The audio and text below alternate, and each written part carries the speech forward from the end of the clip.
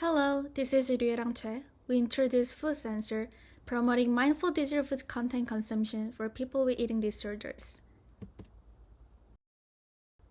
Digital food content, including cooking demonstrations, restaurant reviews, and culinary troubleshoots, is increasingly popular. Known for their captivating visuals and immersive sounds, this digital content has been recognized for its addictive qualities. In addition, the omnipresence of such content has raised alarms due to their potential contribution to problematic eating habits and dietary health. This pervasive exposure often fosters unconscious consumption habits, potentially exacerbating unhealthy eating patterns, especially among individuals struggling with eating disorders. The behavior of consuming digital food content closely aligns with the principles of dual systems theory, which poses two distinct cognitive systems. System 1, characterized by a swift, automatic response rooted in habits and instincts. An example is habitually opening social media apps. System 2, associated with slower, more reflective thinking based on conscious goals and rational analysis. This includes a goal-oriented reflection to overcome habitual responses or temptations. Here's an illustrative scenario describing how engaging in digital food content follows dual systems theory. Consider Taylor, who is dealing with bulimia and often finds themselves drawn to watching food-related content on YouTube. When Taylor encounters a video about making a tempting dessert, they are immediately drawn in by interest and curiosity, a reaction driven by System 1 through the intensive visuals and sensory stimuli.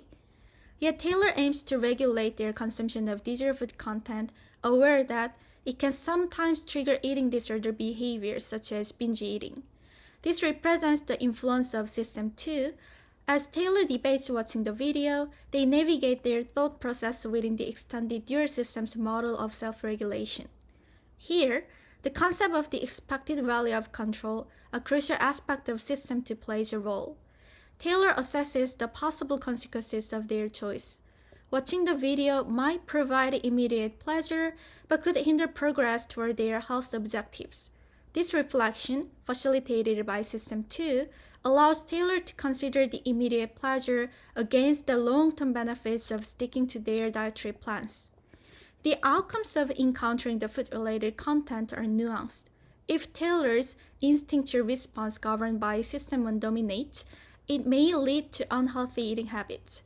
Conversely, suppose the System 2's influence takes over and Taylor decides against watching the video.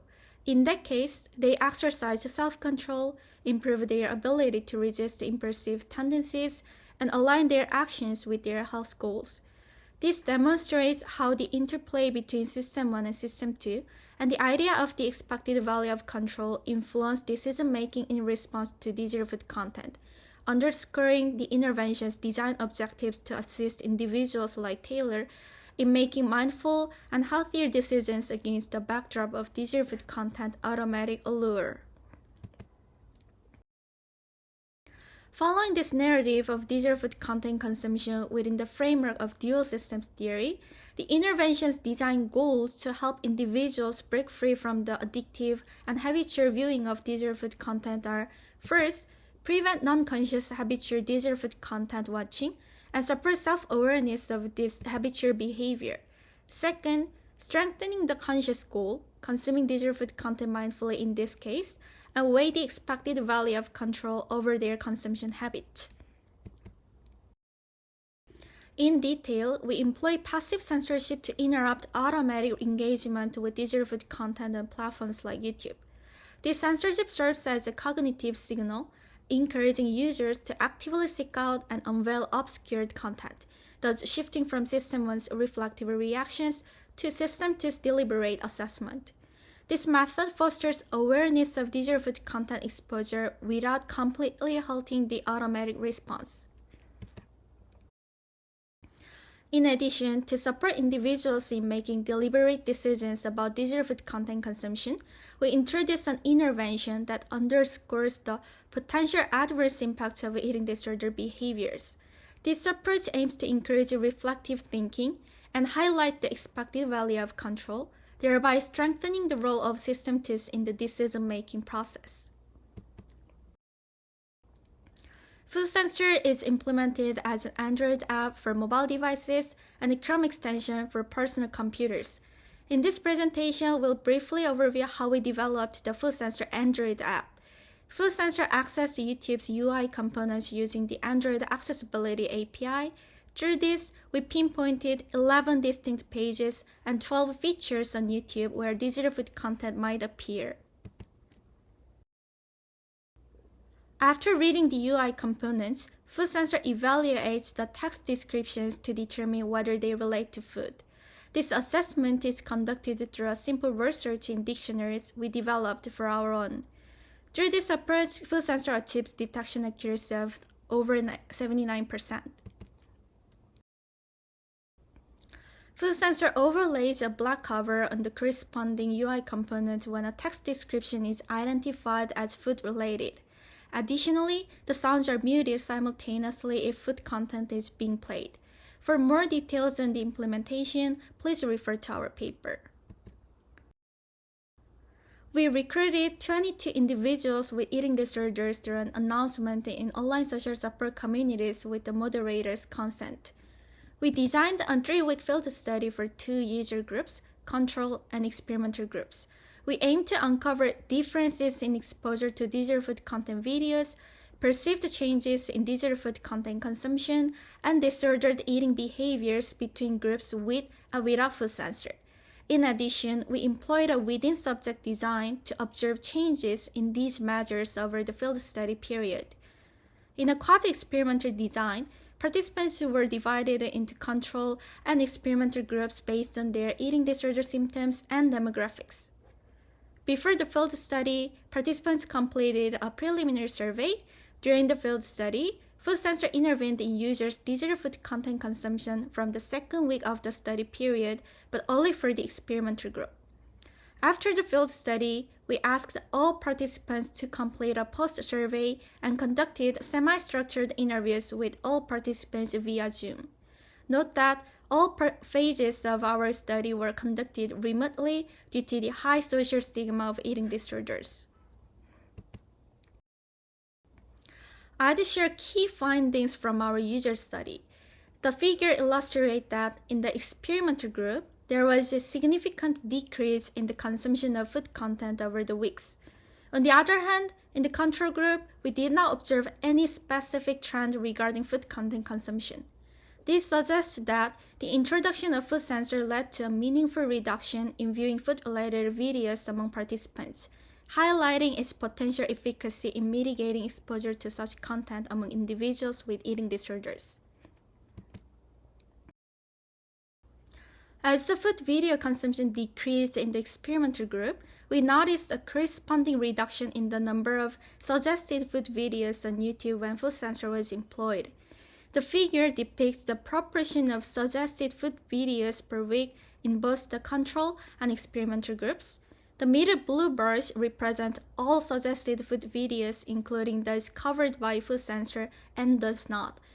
When we focus solely on the suggested videos shown to users, the decrease in the experimental group becomes even more pronounced.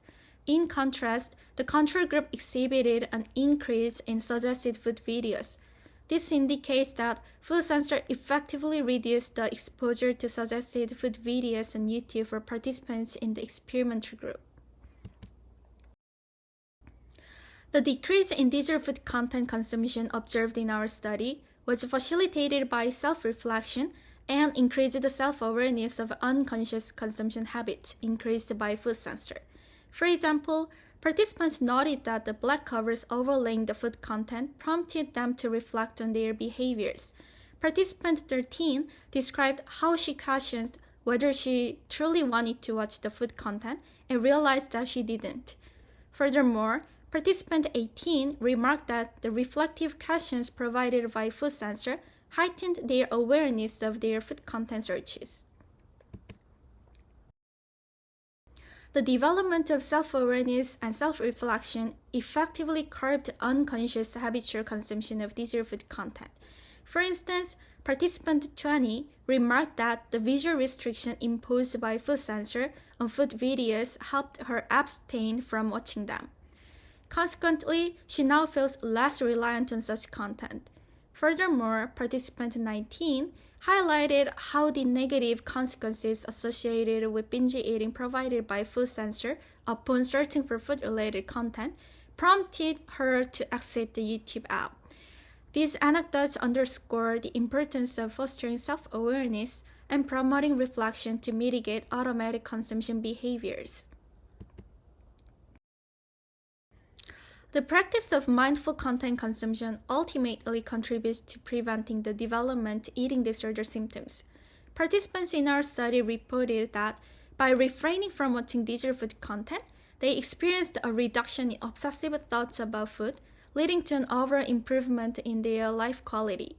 Furthermore, participants highlighted that FoodCensor effectively prevented binge eating and purging behaviors triggered by watching food videos. These insights emphasize the importance of promoting mindful consumption habits and the potential of interventions like FoodCensor in mitigating the onset of eating disorder symptoms. Based on our research findings, we discussed an adaptive intervention strategy to balance engagement and self-control regarding potentially problematic digital content. FoodCensor is designed to preserve users' autonomy by assisting them in making informed decisions rather than simply blocking food content. Our qualitative analysis underscores how FoodCensor empowers users to consciously opt for healthier choices in their digital food content consumption. Moving forward, FoodCensor could be further enhanced by incorporating adaptability to individuals' stage in the trans-theoretical model of behavior change. This would allow for a more personalized and effective intervention tailored to each user's needs and readiness to change. Specifically, during the pre-contemplation stage, where individuals may not yet recognize the negative consequences of their behavior, interventions could concentrate on raising awareness through informative content and subtle nudges towards self-reflection. For individuals in the contemplation and determination stages who acknowledge that their behavior may be problematic and express an intention to change, FoodCensor could integrate designs to motivate them to voluntarily change their habitual digital food content consumption behavior. One approach could be sharing stories of individuals who've successfully changed their habits of consuming digital food content. By witnessing others' experiences, users may feel inspired and motivated to take action to change their behavior. During the action and maintenance stages, FoodCensor could undergo further refinement by reducing the frequency of interventions. This approach aims to assist users in gradually reducing their reliance on external control systems and fostering the development of self-control. And as the stages of change are cyclic, features that help prevent individuals from relapsing into problematic behaviors are essential.